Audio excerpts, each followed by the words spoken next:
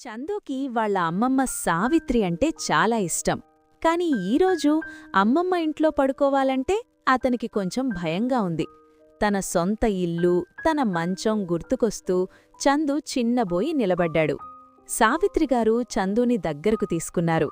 చందూ, నా గదిలో ఒక మాయా పెట్టె ఉంది, చూస్తావా? అందులో బోలెడన్ని ఆశ్చర్యాలున్నాయి అని అడిగారు. చందు ఆసక్తిగా అమ్మమ్మ వైపు చూశాడు. ఇద్దరూ కలిసి కిటికీ దగ్గరకు వెళ్లారు. బయట ఆకాశం చీకటిగా ఉంది. చూడు చందు, ఆ పైనున్న చందమామ నీకోసం ఒక పెద్ద రాత్రి దీపంలా వెలుగుతోంది. అది నిన్ను చూస్తూనే ఉంటుంది అని సావిత్రి చెప్పారు. సావిత్రిగారు చందుని మంచంమీద కూర్చోబెట్టి ఒక కథ చెప్పారు. అది ఒక అడవిలో ఉండే ధైర్యవంతుడైన చిన్న సింహం కథ.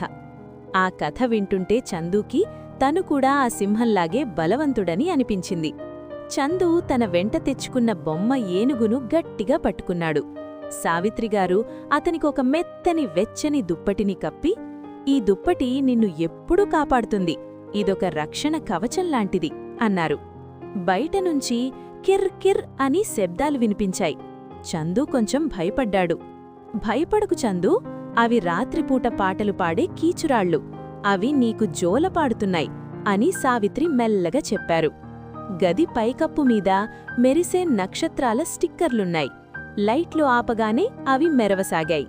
సావిత్రిగారు వాటిని చూపిస్తూ, నీ గదిలో నక్షత్రాలున్నాయి చూడు, ఇవి నీకు తోడుంటాయి అని చెప్పారు. చందు ఇప్పుడు అస్సలు భయపడ్డంలేదు. తనొక వీరుడిలా మంచంమీద నిలబడి తన 2 చేతులను పైకి ఎత్తి, నేను ధైర్యవంతుడైన సింహాన్ని, నాకు భయం లేదు అని నవ్వుతూ అన్నాడు.